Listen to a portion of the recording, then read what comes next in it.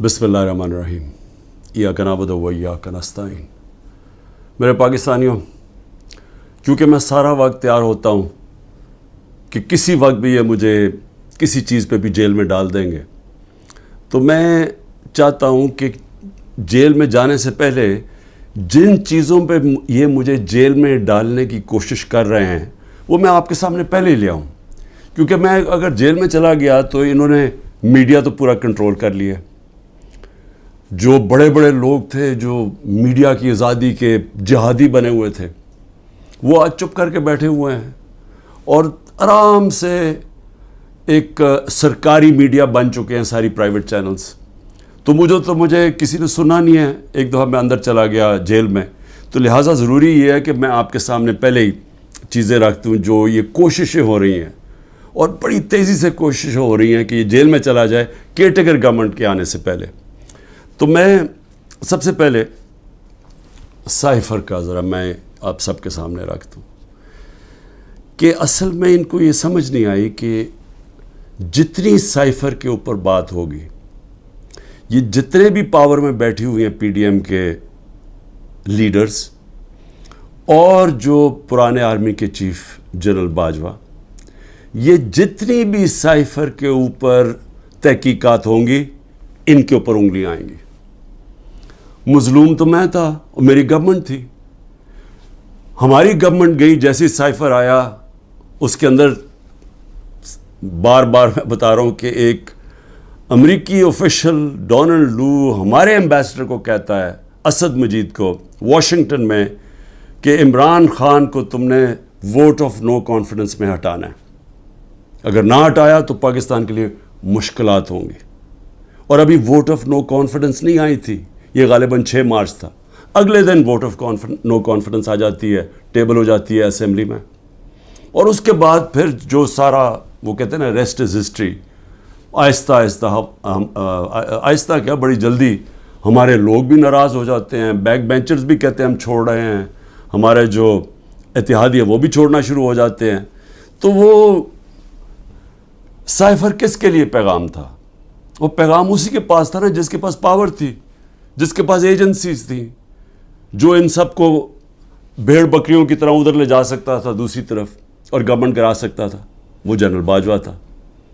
تو میں نے بڑی کوشش کی تب بھی کہ اس کے اوپر تحقیقات ہوں۔ میں نے پہلے ایک کمیٹی بھی بنائی جس میں جنرل طارق کو ہم نے اس کا ہیڈ بنایا، لیکن یہاں اتنی طاقت ہے ایک آدمی کے پاس کہ وہ جنرل طارق جیسے آدمی نے بھی کہا کہ نہیں جی میں یہ اس کمیٹی کا ہیڈ نہیں بن سکتا۔ پوری کوشش کی گئی سپر کنگ نے کہ کسی نہ کسی طرح دب جائے بس سائفر کی، اس کے اوپر بات ہی نہ ہو۔ میں اس لیے کہہ رہا ہوں کہ یہ بار بار سائفر کو لے کے آتے ہیں تو وہ انگلیاں تو ادھر ہی جانی ہیں سپر کنگ کی طرف، اور اس نے ہر بار استعمال کیا۔ ہمارا جب سپریم کورٹ میں کیس چلا ہوا تھا،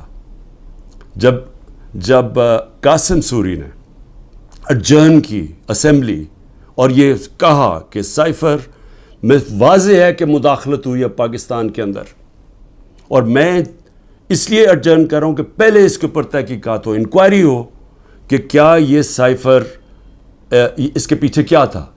انکوائری میں تو پتہ چلنا تھا کہ سازش ہوئی ہے یا نہیں ہوئی۔ تو اس نے جب وہ لہرایا اور اس نے اڈجرن کی تو اس کے بعد سپریم کورٹ میں چلا گیا کیس۔ تو سپریم کورٹ میں جو ہمارا وکیل تھا اٹارنی جنرل، ہم حیران ہو گئے، انہوں نے سائفر پہ بات ہی نہیں کی۔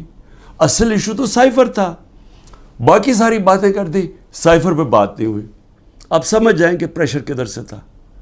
پریشر تو سپر کنگ کے پاس اتنے زیادہ ہتھیار ہے پریشرز ڈالنے کے لیے، تو وہ جو کیس ہمارا تھا وہ کیس ہی نہیں لڑا گیا۔ نعیم بخاری جو اسد قیصر کے وکیل تھے، انہوں نے کہا کہ اٹارنی جنرل نے تو میرا کیس ہی ختم کر دیا، کیونکہ انہوں نے سائفر کے اوپر بات کی۔ تو یہ جو اس کو خفیہ رکھنے کی کوشش کی گئی، وہ کوشش کر رہے تھے جن کو پتہ تھا کہ تحقیقات سے ان کے اوپر انگلیاں آنی ہیں۔ میں کوشش کرتا رہا کہ اس کے اوپر انکوائری ہو۔ جس طرح میں نے کہا پارلیمنٹ نے کمیٹی بنائی، اس کو انہوں نے جنرل طارق کو بھی بھگا دیا، پھر چیف جسٹس صاحب کو میں نے لیٹر لکھا, سائفر بھیجا کہ اس کے اوپر انکوائری ہونی چاہیے, نہیں ہوئی. تو اب یہ جو انکوائری کرنا چاہتے ہیں ایف آئی اے, میں صرف سوال یہ پوچھتا ہوں کہ پہلے تو مجھے یہ بتائیں, مجھے بلا تو لیا آپ نے انکوائری کے لیے, لیکن مجھے یہی نہیں پتا کہ میرے سے کس چیز کی انکوائری کرنی چاہتے ہیں آپ, تاکہ میں تیاری کر کے آؤں. لیکن میں ایف آئی اے کو بھی یہ کہنا چاہتا ہوں کہ یہ آپ کے پے گریڈ سے زیادہ اوپر بات ہے. آپ کے رانا ثناء اللہ جو انٹیریئر منسٹر ہے, جو آپ کے اوپر ہے, وہ تو کہہ بیٹھا کہ عمران خان کو جیل میں ڈالنا ہے. وہ ابھی کوئی انکوائری کا مجھے بھی نہیں پتا. ابھی تو ہمیں 164 کا بیان بھی ہمارے سامنے نہیں آیا. ابھی تو نیوز آئٹمز آ رہی ہیں نا کہ جی اعظم خان نے یہ کہہ دیا. ہمارے سامنے تو ابھی کچھ نہیں آیا, کیونکہ میں نے اپنے وکیلوں سے پوچھا تو کسی کی وکیل کو بھی پتہ نہیں کہ وہ کون سا بیان ہے اعظم خان کا جو 164 پہ آتا ہے. یہ تو نیوز آئٹمز آ رہی ہیں. تو ابھی سے ہی وہ کہنا شروع ہو گیا ہے کہ جی اس نے جیل میں جانا ہے جو ایف آئی اے کا ہیڈ ہے. تو ایف آئی اے کی کیا حیثیت رہ گئی؟ تو ہمیں تو پتہ انہوں نے کیا کرنا ہے, لیکن قوم کو پتہ ہونا چاہیے کہ یہ اتنا بڑا ظلم ہوا اس ملک کے ساتھ, جو انہوں نے جو گورنمنٹ گرائی ہماری, جو میں نے آپ کو بتایا بھی کہ آئی ایم ایف کی صرف آپ رپورٹ پڑھ لیں کہ انہوں نے بتایا کہ انہوں نے یہ جو منی لانڈررز تھے اور این آر او والے یہ جو لیڈرز تھے, انہوں نے آ کے پاکستان سے 14 مہینے میں کیا اور عوام کو کتنی تکلیف ہوئی, کتنی تکلیف سے عوام گزر رہی ہے, اور مزید اور آگے تکلیف آنے والی ہے. ایک وہ گورنمنٹ جس کی بہترین پرفارمنس تھی, اور وہ صرف اور صرف, اب ضرورت نہیں ہے آپ آئی ایم ایف کا ہی پڑھ لیں نا, آئی ایم ایف تو ہمارے نیچے نہیں ہے, اکنامک سروے پڑھ لیں جو کہ انہوں نے شائع کیا, تو وہ تو اب واضح ہے کہ ایک حکومت جو بہترین پرفارمنس دے رہی تھی, جو لوگوں کے حالات بہتر کر رہی تھی, روزگار بڑھتا جا رہا تھا. فیصل آباد کے اندر ٹیکسٹائل کے ورکرز نہیں مل رہے تھے, یعنی دور سے وہ ٹیکسٹائل والے ہمیں کہتے تھے کہ ہم سکول کھولنا چاہتے ہیں, ہمارے پاس ورکرز کم ہو گئے ہیں, جو ہماری سب سے بڑی ایکسپورٹ ہے ٹیکسٹائلز کی. تو ادھر سے وہ گرتے گرتے آج یہاں پہنچ گئے ہیں کہ سکریپ میں بیچی جا رہی ہے مشینری اب, اور یہ جو اب مزید اور مہنگائی آ رہی ہے. ذرا پوچھیں تو صحیح کہا کہ جو بے روزگاری بڑھتی جا رہی ہے, پوچھیں لوگوں کے ساتھ گزارا ہوتا کیسے ہے, کون ذمہ دار ہے اس کا. یہ سائفر کے اوپر جب تحقیقات ہوں گی تو پتہ چلے گا کہ کتنی بڑی سازش ہوئی ہے. تو میں تو چاہتا ہوں کہ ایک صحیح معنی میں اس کے اوپر انکوائری ہو. میں تو تب بھی کوشش کر رہا تھا, لیکن تب تو ہونے نہیں دی. تو اللہ کرے کہ اس میں سے ہی کچھ چیز نکلائے, لیکن یہ ایف آئی اے نہیں کر سکتی کہ وہ تو کنٹرولڈ ہے انہی لوگوں سے جو انہوں نے فائدہ اٹھایا یہ سازش سے. دوسری چیز ہے, اب 2 اور میرے اوپر نیب کے کیسز ہیں. ایک ہے القادر. اب القادر کے اوپر میں آپ کو بتا ہی چکا ہوں کہ وہ کیس یہ ہے کہ عمران خان نے ملک ریاض کو فائدہ دلوایا کیونکہ اس نے اس سے پہلے القادر یونیورسٹی بنائی تھی. اور القادر یونیورسٹی کیا ہے؟ چیریٹی کی یونیورسٹی.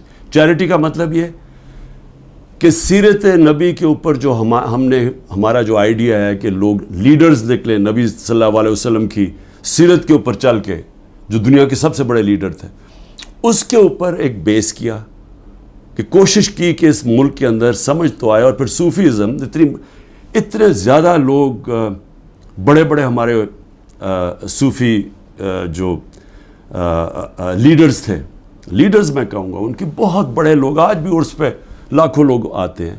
ان کے کلام کا پتہ تو چلے, لوگ آ کے چلے جاتے ہیں, یہ تو پتہ چلے کہ وہ پیغام کیا دینے آئے تھے. تو ایک تو یہ, اور پھر دوسری ٹیکنالوجی. یہ مقصد تھا. اور سارے آج القادر میں مفت پڑھ رہے ہیں, سارے غریب گھرانوں کے ہیں, اور وہ یونیورسٹی چل رہی ہے, اور وہ پیسہ جو ہے وہ وہاں لگا ہوا ہے. اس میں عمران خان کا کیا ذاتی فائدہ ہے؟ اس میں مجھے یہ سمجھا دیں کہ مجھے کدھر سے فائنینشیل بینیفٹ ہوا ہے.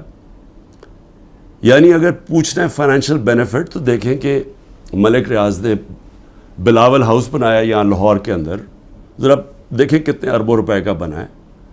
وہ دیکھ لیں کہ جو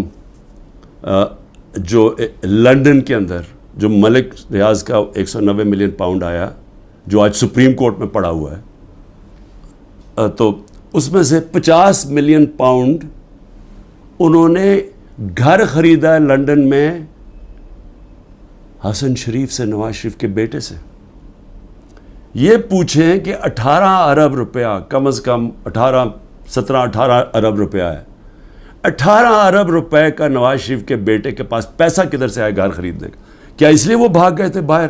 جب نیب نے ان کو بلایا اور پوچھ رہا تو دونوں بیٹے باہر بھاگ گئے کہ جی ہم پاکستان کے شہری نہیں ہیں. اس کے اندر وہ پوچھا کسی نے ان سے؟ اور پیسہ بھی یہاں پڑا ہے. اگر وہ کہتے ہیں غلط مت میں آ گیا وہ گورنمنٹ آف پاکستان میں، بھئی آپ پیسہ پڑا ہوا ہے سپریم کورٹ میں، آپ انہیں کہیں کہ وہاں ادھر ٹرانسفر کر دیں، لیکن ثابت کرنا پڑے گا کہ کیا یہ پیسہ منی لانڈرنگ کا تھا یا نہیں. وہ پاکستان گورنمنٹ کو اور برطانیہ میں ثابت کرنا پڑے گا.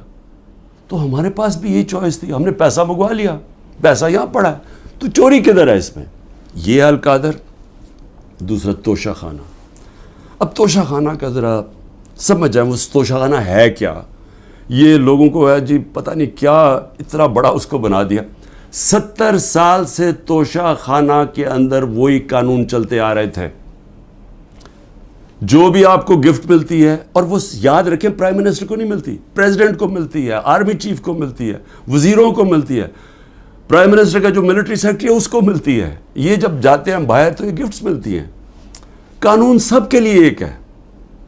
جب سے 70 سال سے ایک ہی قانون ہے کہ وہ جا کے وہ فورن آفس میں آتی ہیں، وہ جا کے دیتے ہیں کیبنٹ سیکرٹری کو، کیبنٹ سیکرٹری آگے ایویلویشن کے لیے FBR کو بھیج دیتا ہے.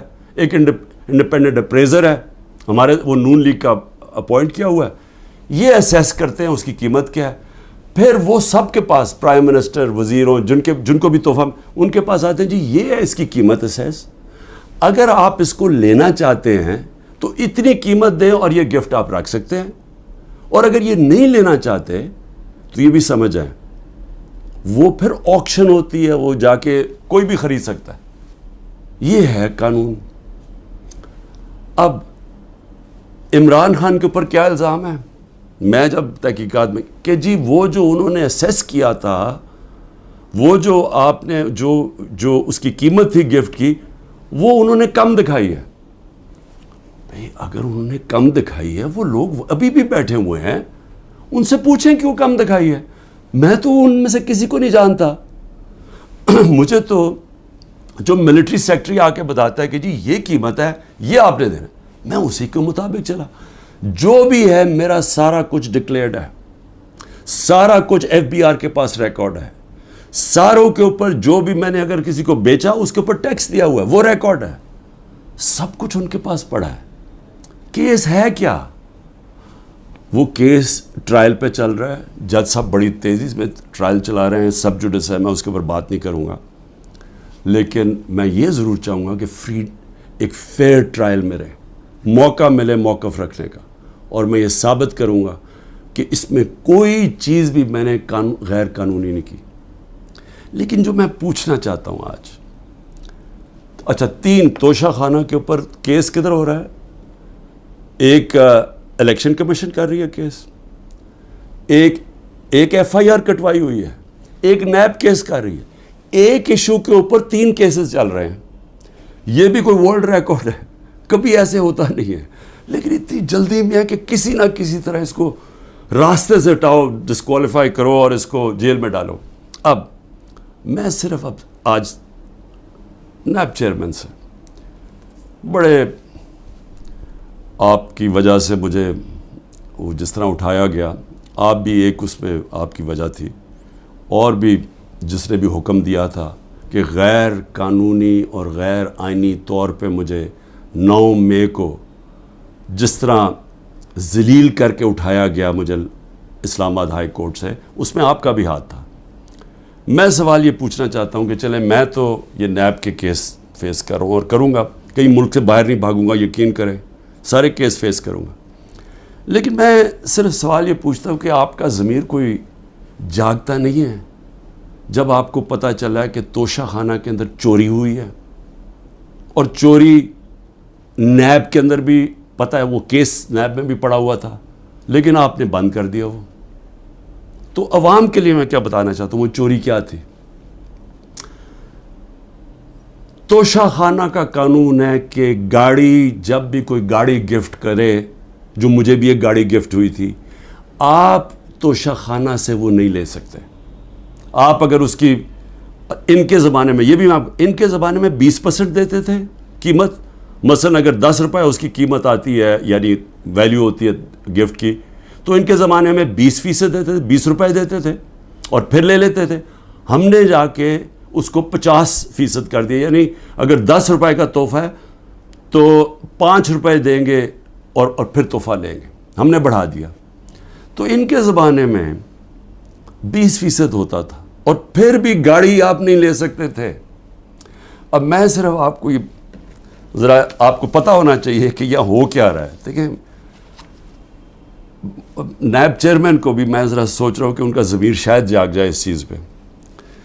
نواز شریف مرسیڈیز سب سے مہنگی گاڑی ہوتی ہے، بی ایم ڈبلیو اور مرسیڈیز مہنگی ترین گاڑیاں ہیں. وہ گاڑی خریدتا ہے جو کہ اس کو اجازت ہی نہیں ہوتی. 6,36,000 روپے میں سب سے مہنگی گاڑی مرسیڈیز 6,36,000 پہ لیتا ہے.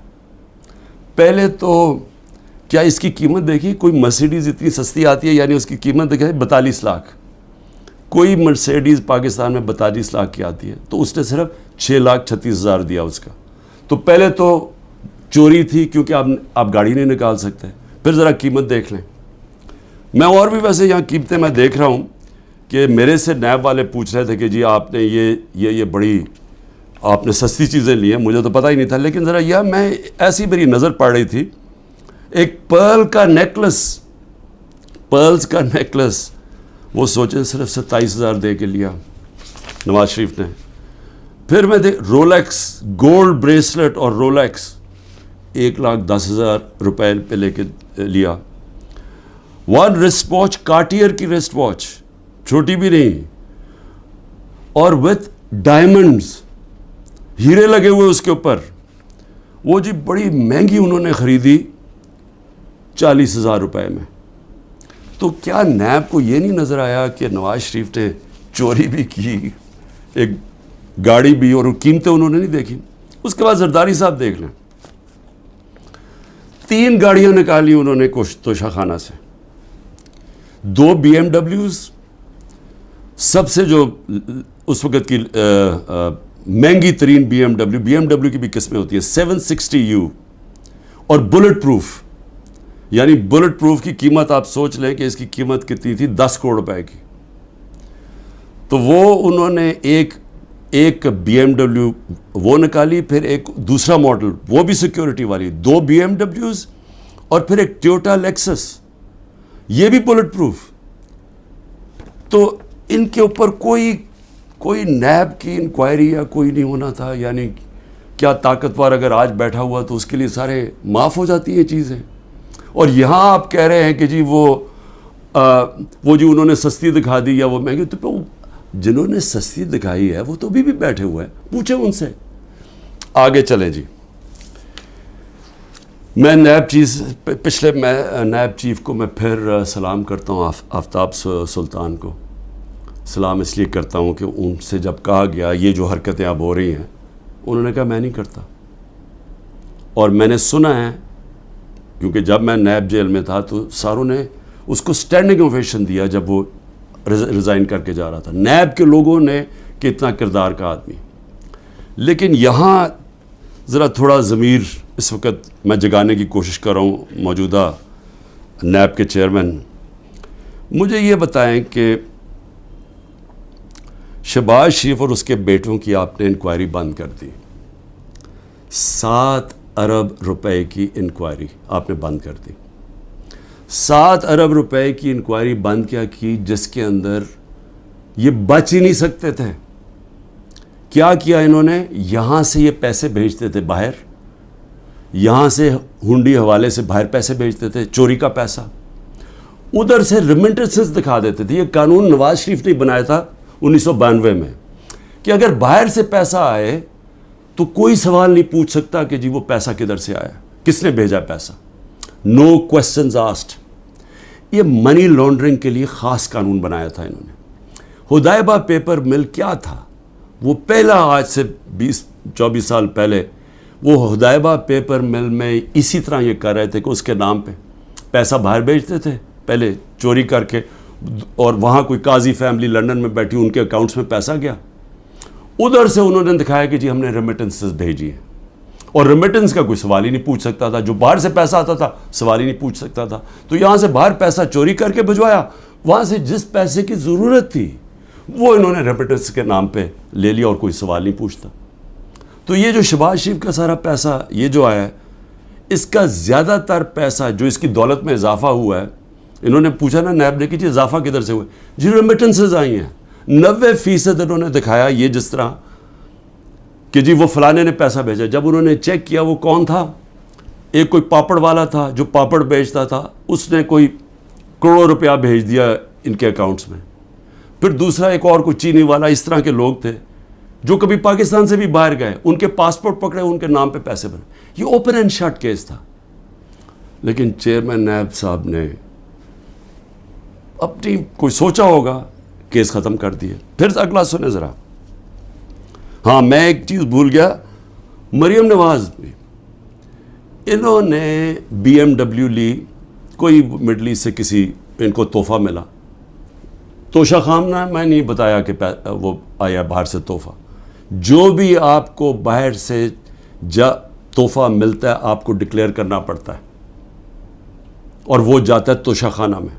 انہوں نے توشہ خانہ میں نہیں دیا, اور اسی کو گاڑی کو پھر استعمال کر کے آگے بیچ دیا, اور بڑے نفع کے اوپر. یہ بھی سیدھی چوری ہے. اس کے اوپر بھی کوئی کسی نے بات نہیں کی, کوئی نیب کو کوئی کھٹکا نہیں ہوا کہ کچھ غلط ہو رہا ہے. پھر آگے چلیں. 16 ارب روپے کے FIA کے کیس. اب FIA سے میں مل رہا ہوں, انشاءاللہ ان سے پوچھوں گا کہ کیا جب ڈاکیومنٹری ایویڈنس تھی کہ یہ نوکروں کے نام پہ پیسہ آتا تھا اور ادھر سے شریف خاندان کے یہ ان کے بیٹوں کے اکاؤنٹس میں چلا جاتا تھا, 16 ارب روپے جس میں مقصود چپڑاسی بھی تھا, تو کیا وہ کیس بند کر دیا؟ سوچا نہیں کہ 16 ارب روپیہ کوئی چھوٹی رقم نہیں ہے. تو اس کے اوپر کوئی فکر نہیں ہوئی آپ کو کہ پوری تحقیقات ہوئی, اتنی فائلیں پڑی ہیں, ساری ڈاکیومنٹس پڑی ہوئی ہیں, کوئی آپ نے نہیں دیکھا کہ وہ ڈاکیومنٹس دیکھ لیں. وہ تو لوگ مقصود چپڑاسی تو بیچارہ ہارٹ اٹیک سے گیا, ڈاکٹر رضوان بھی ہارٹ اٹیک سے گیا, ایک اور گواہ ہارٹ اٹیک سے گیا. تو کوئی فکر نہیں ہے کہ ڈاکیومنٹس بھی پڑی ہوئی ہیں, ان کے اوپر FIA کو انویسٹیگیٹ کرے. نہیں, کیونکہ یہ آپ قانون کے اوپر ہیں لوگ, ان کو یہ چوری بھی کریں سب کچھ معاف ہے. پھر آگے چلیں. آصف زرداری, اچھا, اور مریم کے 4 لنڈن کے فلیٹ. یہ بھی ایک بہت بڑی ساری میری قوم کے لیے ذرا سن لیں کہ 4 فلیٹ لنڈن کے نواز شریف نے جب پینما پیپرز میں پکڑے گئے, انکشاف ہو گیا انٹرنیشنل 2016 میں, تو نواز شریف نے اسمبلی میں جا کے کہا کہ ہاں یہ ہمارے ہیں, اور یہ ہیں وہ دستاویز جو ثابت کرتے ہیں ہمارے, وہ جھوٹ نکلے. پھر عدالت میں کیس چلا گیا, وہاں انہوں نے قطری خط لے آئے سامنے, وہ بھی مزاحیہ تھا, انہوں نے مذاق اڑایا اس کا. اس کے بعد ایک وہ مریم اور اس کے بھائی حسین کے بیچ میں ایک کانٹریکٹ سائن دکھاتے ہیں کہ جی ٹرانسفر ہوا ہے فلیٹ 2006 میں, وہ جس میں وہ سائن کیا, جو فونٹ تھی جس میں وہ ٹائپ آؤٹ ہوا, وہ ابھی آئی نہیں تھی فونٹ, وہ اگلے سال آئی. سیدھا عدالت میں جھوٹ بولا گیا, فراڈلنٹ کانٹریکٹ دکھایا گیا. ابھی تک وہ یہ نہیں بتا سکے کہ یہ 4 مہنگے ترین لنڈن میں محلات جنہیں کہ ان کا پیسہ آیا کدھر سے, ابھی تک کچھ نہیں. لیکن جج صاحب نے پوچھا نیب سے کہ جی بتائیں, وہ تو کہتے ہیں ہمارے فلیٹس ہیں, آپ ثابت کر سکتے ہیں؟ نیب نے کہا نہیں جی ہم نہیں ثابت کر سکتے. چلو جی کیس ختم. تو ایک طرف تو یہ ہو رہا ہے. زرداری صاحب پہ آ جائیں. زرداری صاحب تو پہلے مشرف نے جب ان کو معاف کیا ان کی کرپشن, تو اس کے اندر سب سے پہلے تھا جو سرے محل, جس کا بڑا شور مچا. سرے محل کے اندر آپ سب جانتے ہیں کہ انہوں نے ایک بہت بڑا ایک ریل اسٹیٹ لے لی, کتنی ایکڑز کی, انگلینڈ کے اندر سرے میں. وہ اینڈ میں جا کے پاکستان نے وہاں کیس کیا. کیس میں ثابت ہو گیا کہ یہ دکھا ہی نہیں سکتے تھے ان کے پاس پیسہ ہے. تو جب وہ ثابت ہو گیا کہ ان کے پاس تھا نہیں, وہ بک گئی اور وہ پیسہ پاکستان آنا تھا. تب تک NRO مل گیا, وہ بھی ہضم ہو گیا.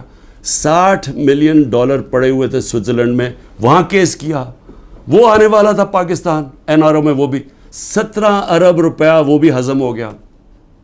اس کے بعد پھر شروع ہوا، وہ پھر مشین پھر چلنی شروع ہوگی پیسے بنانے والی.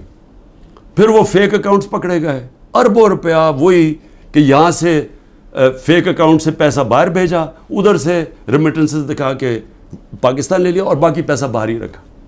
جو کرپشن ہو رہی ہے سندھ حکومت کے اندر، جو کھل کے پیسہ بن رہا ہے، جو سارے جانتے ہیں زرداری سسٹم کہ ہر چیز کا کٹ ملتا ہے، وہ کیا ہماری ایجنسیز کو نہیں پتا؟ کیا وہ نیب کو نہیں پتا؟ لیکن کیونکہ ان سے بھی ڈیل ہوئی ہے، وہ بھی آج اوپر بیٹھے ہوئے ہیں پاور میں.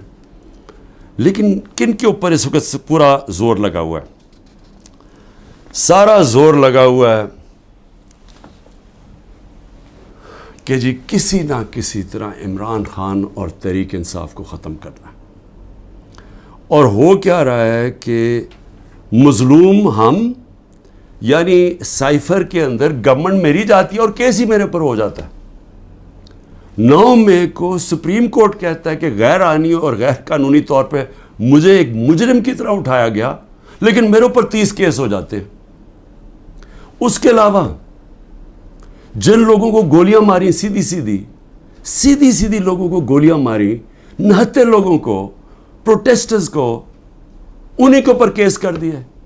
ان کی ڈیڈ باڈیز، جو 16 لوگ مرے، جو شہید ہوئے، میں کہتا ہوں انصاف کے لیے کھڑے ہوئے نا انصافی ہو رہی تھی ان کے پارٹی کے چیئرمین سے، ان کو سیدھی گولیاں ماری. ان کے گھروں میں پہنچ گئے کہ تم نے اگر FIR رجسٹر کی تو ہم تمہیں یہ کر دیں گے. وہی جو ضلع شاہ کے گھر پہنچ گئے. جب اس کو قتل کیا گیا تو پولیس کسٹڈی میں اس کو قتل کیا گیا، میرے اوپر 302 قتل کا پرچہ کر دیا. اور پھر اس کے ماں باپ کے پاس پہنچ گئے کہ آپ نے دیکھیں اس کی بات نہیں کرنی، اور ان کو چپ کرا دیا. تو پہلے لوگوں کے اوپر ظلم کرتے ہیں، پھر انہی کے اوپر کیسز کر دیتے ہیں. جو ایک لڑکا بیچارہ شہید ہوا، وہ بھی پروٹیسٹر تھا، پیسفل، پرامن، اس کو گولی ماری، شہید ہو گیا.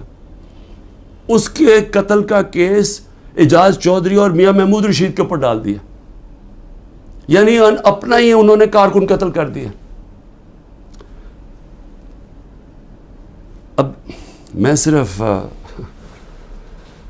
اپنی قوم سے یہ کہنا چاہتا ہوں کہ دیکھیں، میں پھر سے کہتا ہوں، قومیں چلتی ہیں انصاف کے اوپر، اخلاقیات کے اوپر، امر بالمعروف کے اوپر.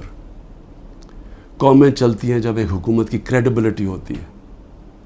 جب حکومت اپنی کریڈیبلٹی اس لیے رکھتی ہے کہ حکومتیں ڈنڈے سے نہیں چلائی جاتی، کیونکہ انسانی معاشرے میں آپ اپنی عزت کرواتے ہیں اپنی پرفارمنس سے، اپنی ایمانداری سے، اپنی اخلاقیات سے. قوم آپ کی عزت کرتی ہے. جمہوریت کے پاس فوجیں نہیں ہوتی، جمہوریت کے پاس اخلاقیات ہوتی ہے. اس لیے برطانیہ میں جدھر سے ہم نے ڈیموکریسی لی ہے، اگر ان کا پرائم منسٹر ایک چھوٹا سا قانون توڑتا ہے کہ جی کرونا میں آپ نے لوگوں کے ساتھ اکٹھے نہیں ہونا، یعنی آپ نے کوئی گیٹ ٹوگیدر نہیں کرنی، وہ اپنے آفس کے باہر گیٹ ٹوگیدر کرتا ہے، اس کے اوپر پرائم منسٹر کو نکال دیتے ہیں. ان کی اخلاقیات کا معیار دیکھیں. ان کے وہ ایک ہیرلڈ میکملن پرائم منسٹر جھوٹ بولتا ہے، جھوٹ پکڑا جاتا ہے، اس کو نکال دیتے ہیں. یا سارا حکومت ہی جھوٹ پہ چل رہی ہے، کیسز ہی سارے جھوٹ. 180 کیسز کر دیے. کیا کوئی مانتا ہے پاکستان میں کہ یہ ایک آدمی نے 70 سال کی عمر تک کوئی ایک جرم نہیں کیا اور ایک دم چند مہینے میں 180 کیس ہو گئے؟ کوئی مانے گا یہ؟ لیکن ان کو کوئی شرم ہی نہیں ہے. کیا یہ مانے گا کہ میاں محمود اور اعجاز چودھری نے اپنے کارکن کو گولی مار دی ہے؟ کیا میں نے ضلع شاہ کو قتل کر دیا؟ کوئی مانے گا؟ کوئٹہ میں سارا کوئٹہ جانتا ہے کہ اس وکیل کی خاندانی دشمنی تھی، سب جانتے ہیں، ایویڈنس ہے. میرے اوپر 302 قتل کیس کر دیا اس کے اوپر. اور یہ جو سائفر ہے، ہماری گورنمنٹ گرتی ہے اور کیس ہی ہمارے پہ کر دیتے ہیں. تو میں آخر میں اپنی قوم سے کہنا چاہتا ہوں، دیکھیں یہاں جو ایک طاقتور فیصلہ کرتا ہے کہ میں نے کاٹا مار دیا ہے، فلانے پہ کاٹا مار دیا. ہمارے لوگوں کو کہتے ہیں کہ عمران خان میں کاٹا لگ گیا ہے تو اب تو PTI نے آنا نہیں اور عمران خان نے آنا نہیں، اس لیے وہ جو 2 پارٹیز بنائی ہیں ان کے اندر چلے جاؤ. دیکھیں پاکستان کا جو آئین ہے نا وہ کہتا ہے کہ حاکمیت اللہ کی ہے اور اللہ کے بعد جو عوام کے منتخب کیے ہوئے نمائندے ہیں ان کی ہے. کوئی کانٹا نہیں ڈال سکتا کسی کے اوپر عوام کے علاوہ. اور یہ جو کانٹا ڈالنے کی کوشش ہے یہ اتنا نقصان پہنچا رہی ہے پاکستان کو، ہماری جمہوریت کو، ہماری آزادی کو، ہماری اخلاقیات کو، ہمارے اداروں کو، ہمارے انصاف کے نظام کو، ہمارا ساری دنیا میں جو امیج ہے وہ اتنا نقصان پہنچا رہی ہیں. اور ہماری جو معیشت ہے جدھر وہ پہنچ گئی ہے آج اور جدھر جا رہی ہے. تو میری صرف ریکویسٹ یہ ہے اپنی قوم کو کہ دیکھیں میں اگر جیل میں بھی جاتا ہوں نا آپ نے جد و جہد کرتے رہنا ہے. اور میں ہمیشہ 27 سال سے کہتا ہوں پرامن جد و جہد. لیکن یہ آپ کے لیے اتنا ضروری ہے کیونکہ یہ جو ساری سٹرگل کر رہا ہوں اپنی ذات کے لیے نہیں کر رہا. اگر ذات کے لیے کر رہا ہوتا تو میں بڑی پہلے چھوڑ چکا ہوتا. کون اپنی زندگی کو داؤ پہ لگاتا ہے؟ کون کسی کے اوپر 2 دفعہ قاتلانہ حملے ہوتے ہیں اور وہ پھر بھی لگا رہتا ہے؟ یا جیل کے اوپر سارے اکٹھے ہوئے ہیں جس آدمی کے اگینسٹ، وہ کیوں کھڑا ہے؟ کیونکہ میں اس کو سیاست نہیں سمجھ رہا، اس کو عبادت سمجھتا ہوں. ساری دنیا کی تاریخ میں آزادی کے لیے اپنی لوگوں نے جد و جہد کی، اپنی جانیں قربان کی ہیں. کیونکہ اللہ جو اپنی آزادی کے لیے جد و جہد کرتا ہے اور انصاف کے لیے، اس کو اگر وہ مرتا ہے تو اس کو شہید کہتا ہے. اللہ بہت بڑا رتبہ ہے. میں اپنی قوم کو بھی کہہ رہا ہوں کہ اس میں آپ کا مستقبل ہے، آپ کی حقیقی آزادی میں. یہ جو نظام اگر یہ چلتا رہا، پاکستان چھوڑیں، کسی ملک کا کوئی مستقبل نہیں ہے. پاکستان زندہ باد.